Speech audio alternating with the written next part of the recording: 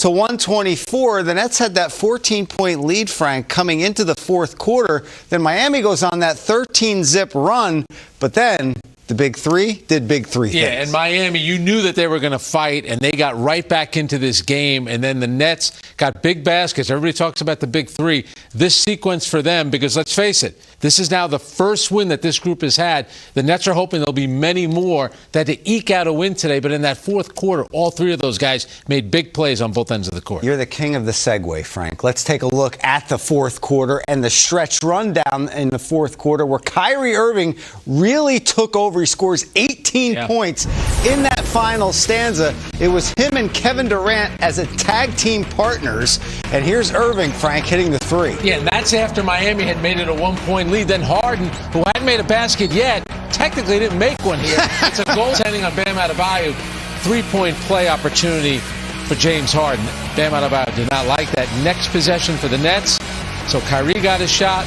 James Harden, and there's classic Kevin Durant, a little turnaround. And that was the 8-0 run to answer the 13-zip run by Miami, and then Kyrie with the nice floater. I'll tell you what, Kyrie Irving offensively was really locked in. I mean, he was just too tough for Miami to handle. He got into the paint on that one before, then he hits the three. James Harden, who in my opinion, still not aggressive enough with the basketball, but he looks for Kyrie Irving and then passes to Kevin Durant, little swing. Kevin Durant, a little pull-up jumper on the baseline. He was passive, but he was getting the ball to the guys that were getting the job done, and boy, did Irving really get it done in the fourth. Puts the Nets up there now. Kyrie's going to hit a three to give them a 4-point lead with just over a minute and a half to play. And this is the thing about Kyrie Irving, just so good. Here, once again, Durant, little dribble to get by the defender, pull-up jumper, but Kyrie Irving in the paint, around defenders, so good scoring with multiple defenders around. Look at him here, switching hands. And you have to think he's sensing we haven't, and he misses the free throw here. And by the way, the other night against Cleveland, they don't foul. Look at Harden.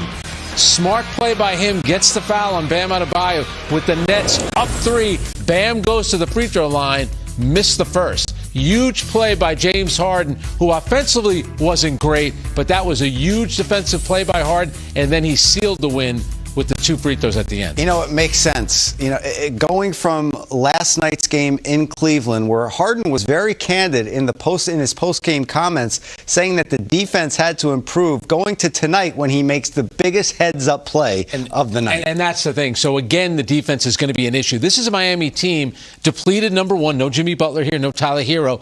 Last night, they scored 81 points against Toronto. So this is on a back-to-back. They were in Tampa last night. They're flying all the way to Brooklyn.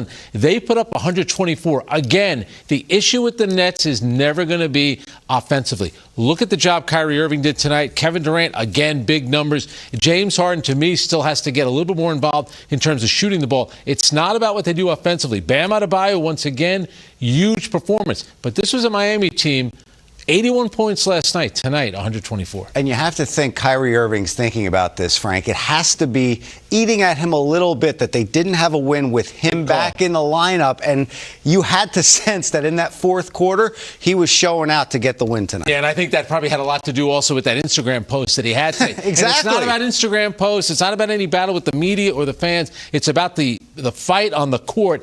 And tonight, Kyrie Irving was outstanding, especially in that fourth quarter. When the Nets need it, you know, you have a big win, you have a big lead against a depleted team. All of a sudden, they get back in the game. Guys can get tight.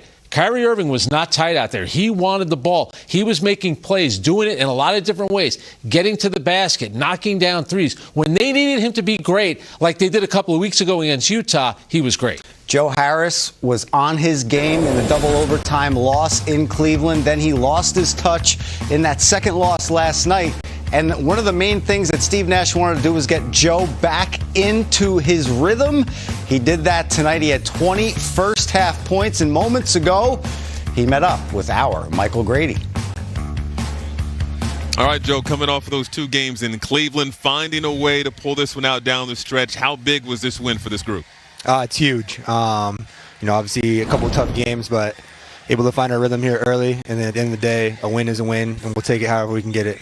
With Kevin sitting last night, this is just the second game where we've seen Kevin, Kyrie, James with the rest of the group. I know folks want things to be perfect right away, but what is this process like, building continuity, connectivity out there, and trust? It's tough. Like you mentioned, this is the second time where we've had this entire group together. It's going to take time. We got to be patient. No need to panic here early. It's one of these things where we don't have the luxury of having a lot of practice time, a lot of time together where, we're just kind of throwing it into the fire. And you really got to be patient with this whole thing. It was big four tonight. You had 7 3-pointers in this game, matching a career high, 20 points in the first half. What were you seeing out there that allowed you to be so aggressive and set the tone for the team? I think just playing off of those guys, they make simple plays where they're, facilitating, getting into the middle. And, I'm just kind of trying to find space and get room and rhythm shots. Enjoy the win. Thanks so much, Thanks, Brady. The big three on the floor, Joe Harris, Frank, is going to get a lot of open looks. Think about this. In the first half of the game, he was 7 for 11 in the first half. The big three, 6 for 17. He had more field goals than the three of them combined. He carried them in the first half when they were still trying to find their game. And I think for Kevin Durant, start off slowly, had missed the last, hadn't played for a couple of days, missed last night's game. I think it took him until the second half to kind of find his rhythm. Joe Harris was absolutely huge in that first half. He was, and Kevin Durant was big in the second half. He finished 11 for 19. Frank, we're going to get to look at some of his mastery here, starting in the first quarter with a three. And I thought in the first half, here, going to the basket, being aggressive, but you can tell a little rusty from a couple of days off. A little bit. But this is what you do. You make plays on the defensive end as well. He had a couple of huge plays, including that block that we'll see on Bam Adebayo. Here, I love that. Getting to the basket, a little English. This was a huge play because he gets a clean block. They call a foul. Steve Nash challenges the play. Call overturned. Jump ball. To me, they got to change the rules. And you know what? Steve Nash last night in the postgame challenged his team to be better on defense, and Durant was leading by example. Yeah, and certainly in the first half they were. Here, if you're going to leave Kevin Durant open like that, Joe Harris finds him. He's going to knock the shot down. Here he is, isolation again on Goran Dragic. He cannot handle Kevin Durant, who's going to hit the little floater right there. And Durant with the turnaround jumper here. This was during that run, that 8-0 run to answer Miami's 13-zip run, and that actually had Eric Spoelstra call a timeout there. And I love the title of this graphic. Our people, Sam Hickey back there in graphics, tremendous. Stuck on automatic. Season notes, 25 or more in the last 12 games, 20-plus points in all 13 games, and 30-plus in 5 straight home games. That's second at all time to do that, Mike Newland as well. So he was a little rusty to start off this game, but he really picked it up in the second half. In the pregame, we were talking about where do you think his game is right now, and did we think he's a lot more advanced than we thought he would be? And to me, the answer is absolutely. And I think what we're seeing, everyone knows that Kevin Durant is a great player. But now that he's in a Brooklyn uniform and we're watching him every game, you just see how good he is. Even on nights when you're thinking, all right, it's going to be an average game for him, he still puts up monster numbers. The guy is just an elite scorer. And Kyrie Irving with the 18 carried them, but Kevin Durant did have 17. I'm sorry,